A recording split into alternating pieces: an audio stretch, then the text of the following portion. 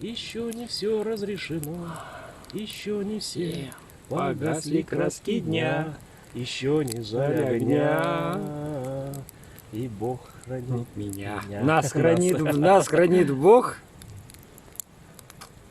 Вот такой вот костерчик. Ребята, вы знаете, что я понял? Сейчас разожгли с Лехой костер, и вот этот запах костра, вот этих дров. Я понял, чего мне не хватало на Кавказе. Кавказ хорош, я его люблю безумно, но... Да, как-то мы делали один раз костер на Башили. И это было супер, у меня прям так душа радовалась. Но на Кавказе мне этого очень-очень, оказывается, не хватало. Вот теперь я здесь, теперь я знаю, что мне нужно будет еще. Всем добра, подписывайтесь на мой канал, свежие новости с колес.